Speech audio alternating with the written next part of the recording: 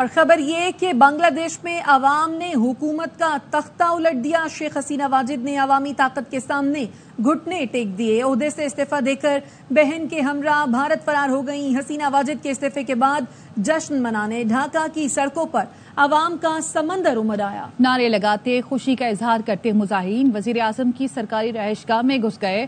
مظاہرین نے دارالحکومت میں شیخ مجیب کا سب سے بڑا مجسمہ بھی توڑ ڈالا. ڈھاکہ کی سڑکوں پر طلبہ کا جشن اب بھی جاری ہے. ڈھاکہ کا ایئرپورٹ 6 گھنٹے کے لیے بند کر دیا. حسینہ واجد کی حکومت ختم ہو گئی. بنگلہ دیش کے فیصلے اب فوج کرے گی. آرمی چیف وقار الزمان نے ملک میں عبوری حکومت قائم کرنے کا اعلان کر دیا. پریس کانفرنس میں کہا سیاستدانوں سے مذاکرات میں مخلوط حکومت بنانے پر بات کی ہے. عوامی لیگ کے سوا تمام جماعتوں سے مخلوط حکومت پر بات چیت ہوگی. بنگلہ دیشی آرمی چیف نے اپیل کی کہ طلبہ پرامن طریقے سے گھروں کو چلے جائیں. یقین دلاتا ہوں تمام مطالبات پورے کیے جائیں گے. مظاہروں کے دوران ہلاکتوں کی تحقیقات کریں گے. بنگلہ دیش میں اب تک جو کچھ بھی غلط ہوا ہے اس کا ازالہ کیا جائے گا. فوج کسی پر گولی نہیں چلائے گی. حالات معمول پر آ گئے تو کرفیو اٹھا لیا جائے گا. ملک سے فرار حسینہ واجد کا طیارہ دلی کے ہندون ایئر بیس پر اتر گیا. سابق بنگلہ دیشی وزیر اعظم انڈیا میں ہی رہائش اختیار کریں گی یا لندن جائیں گی.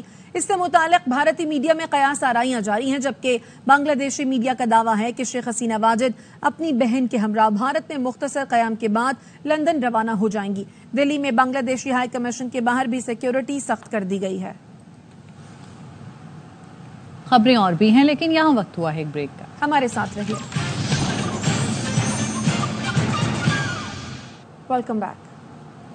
9 مئی واقعات سے متعلق فوج کا موقف واضح ہے. اس میں کوئی تبدیلی نہیں آئی. لیفٹیننٹ جنرل احمد شریف چودھری کہتے ہیں 7 مئی کی ISPR کی پریس کانفرنس میں جو موقف تھا وہی ہے. اس میں تبدیلی آئی ہے نہ آئے گی. جو ڈیجیٹل دہشت گرد باہر بیٹھ کر باتیں کرتے ہیں وہ بدقسمت ہیں. یہ بدقسمت ریاست، اداروں، عوام کے خلاف پروپیگنڈا کرتے ہیں.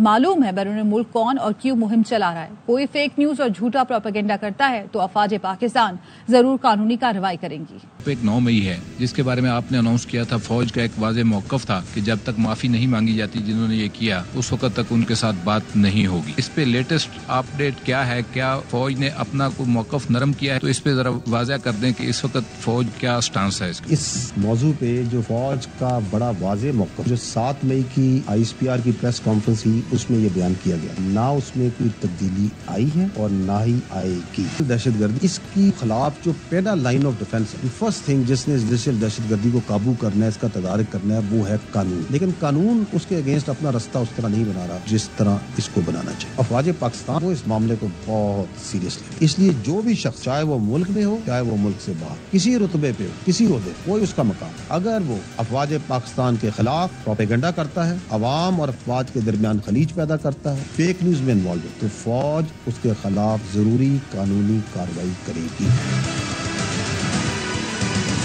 بیرون ملک سے پاکستان کی ریاست کے خلاف ایک تواتر کے ساتھ کیمپین چلائی جا رہی ہے. ہمیں بخوبی آگاہ ہے یہ کن مقاصد کے لیے چلائی جا رہی ہے، کون چلا رہا ہے، کون ان کی فیسیلیٹیشن کا. اس کے علاوہ جو پولیٹیکل لابنگ کی جاتی، جو ملاقاتیں کی جاتی ہیں، سرکاری دوروں پہ احتجاج کرائے جاتے، سفارت خانوں کے سامنے احتجاج کرائے جاتے، اس کے پیچھے پوری کوارڈینیٹڈ سوچ اور بہت پیسہ لگایا جا رہا ہے. لابنگ فرمز ہائر کی جاتی، ان پہ پیسہ لگایا اور ایک بیانیہ بنایا جاتا ہے مایوسی کا، انتشار کا، حالات بے قابو ہو گئے اور ایک مخصوص سیاسی پروپیگنڈے کو اٹھایا گیا. بیانیہ بنایا جا رہا ہے، پیسہ لگایا جا رہا ہے کہ پاکستان کی معیشت کی مدد نہ کی جائے. یہ پیسہ کہاں سے آ رہا ہے؟ میں یہ واضح کرنا چاہتا ہوں کہ وہ سیاسی عزائم رکھنے والے جو اس بیرون ملک ان بیساکھیوں پہ ان کندھے پہ چڑھ کے ملک میں انتشار پھیلائیں، ان کو نہ صرف یہ افواج پہچانتی ہیں بلکہ آپ اور عوام سب پہچانتے ہیں اور ان کے سامنے کھڑے ہیں اور کھڑے رہیں.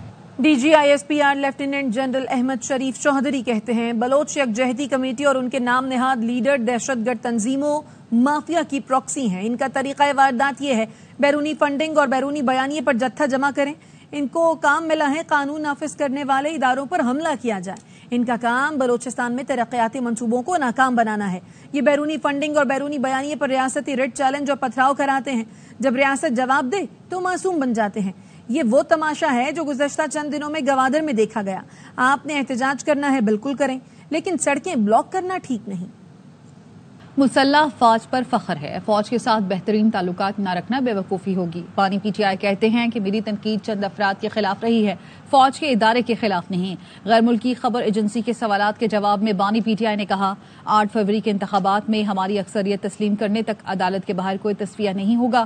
پاکستان کے موجودہ حالات ٹھیک کرنے کے لیے مذاکرات پر تیار ہیں۔ وزیر اعظم کو عوام کی حمایت حاصل نہیں، اس لیے ان سے بات چیت کا کوئی فائدہ نہیں، جو اصل طاقتیں ہیں انہی سے بات چیت ہوگی۔ پاکستان تحریک انصاف کا سوابی میں جلسہ، روپوش رہنما حماد اظہر بھی پہنچ گئے۔ وزیر اعلیٰ کے پی علی امین گنڈاپور، اسد قیصر اور دیگر رہنماؤں نے خطاب کیا۔ عمر ایوب بولے، نون لیگ چاہتی ہے عوام اور فوج میں درار ڈالے، بانی پی ٹی آئی کا خصوصی پیغام ہے، اس کوشش کو ناکام بنانا ہے۔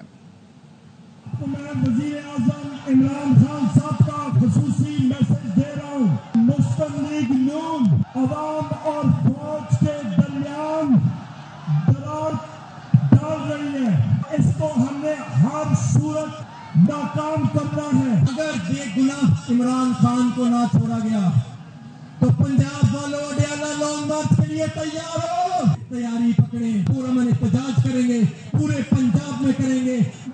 واپس آئیں گے اس بریک کے بعد، ہمارے ساتھ رہیے۔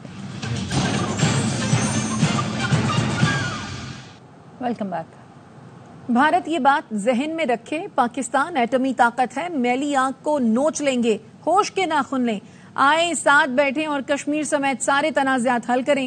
وزیر اعظم شہباز شریف کا آزاد کشمیر قانون ساز اسمبلی سے خطاب، کہاں کشمیر بنے گا پاکستان، فلک شگاف نعرے سے بھارت لرز اٹھتا ہے۔ بھارت کچھ بھی کر لے، فلسطین کی طرح مقبوضہ کشمیر پر قبضہ نہیں کر سکتا۔ پاکستان مقبوضہ کشمیر کے مظلوم لوگوں کے ساتھ ہے اور ہمیشہ مدد کرتا رہے گا۔ 5 اگست 2019 کے بھارتی اقدام کے خلاف پاکستان کا یوم استحصال، کراچی تک کشمول، مظفر آباد اور اسلام آباد میں احتجاج، شہر شہر کشمیری بھائیوں سے یکجہتی کے لیے مظاہرے کیے گئے۔ خبر یہ ہے کہ بنگلہ دیش کی سابق وزیر اعظم خالدہ ضیاء کی رہائی کا حکم دے دیا گیا ہے۔ بنگلہ دیشی صدر نے سابق وزیر اعظم کی رہائی کا حکم دیا۔ عوام پر امن رہیں، خالدہ ضیاء نے جیل سے یہ اپیل کی ہے۔ پی ٹی آئی رہنما سلمان اکرم راجہ کہتے ہیں، پاکستان میں 16 نشستوں والی جماعت کو حکومت دے دی گئی، جو بنگلہ دیش میں ہوا ہمارے ہاں بھی ہو سکتا ہے۔ بنگلہ دیش میں ہوا وہ عوام کی فتح ہوئی، بہتر ہوتا کہ یہ سڑکوں پر فتح نہ ہوتی، یہ ایک شفاف انتخاب کے نتیجے میں ہوتی۔ یہ نہیں سمجھنا چاہیے کہ یہ صرف بنگلہ دیش ہی پہ مخصوص واقعہ ہے، تو جو لاوا ابل رہا ہوتا ہے اس پہ نظر رکھنی چاہیے۔ 16 سیٹیں جیتنے والی پارٹی کو آپ نے حکومت دے دی، اب آپ کہتے ہیں ان سے معنی ترمیم بھی کرائیں گے، ان کو وہ مخصوص نشستیں دیں گے جن کے یہ حقدار نہیں۔ واپس آئیں گے اس بریک کے بعد، ہمارے ساتھ رہیے۔ Welcome back. ڈسکا میں لڑکیوں کی تعلیم کی اہمیت اجاگر کرنے کے لیے لگایا گیا مجسمہ توڑ دیا گیا۔ کالج چوک میں ٹیچر اور طلبہ کا مجسمہ نصب کیا گیا تھا۔ نامعلوم تعلیم دشمن افراد نے مجسمہ توڑ دیا، اس سے پہلے بھی مجسمے کو نقصان پہنچایا گیا تھا۔ نامعلوم افراد نے ٹیچر کے مجسمے کا بازو کاٹ دیے۔ شہریوں میں مجسمے کی توڑ پھوڑ پر شدید غم و غصہ پایا جاتا ہے۔ وزیر اعظم شہباز شریف نے chairman P C B Mohsin Naqvi کو ٹیم کی تشکیل نو کی ہدایت کر دی۔ قذافی اسٹیڈیم لاہور کی تعمیر نو کی تقریب سے خطاب میں کہا، صرف میرٹ پر کھلاڑی منتخب کریں، ٹیم سلیکشن میں وزیر اعظم بھی میرٹ کے خلاف کسی کی سفارش کریں تو نہ مانیں۔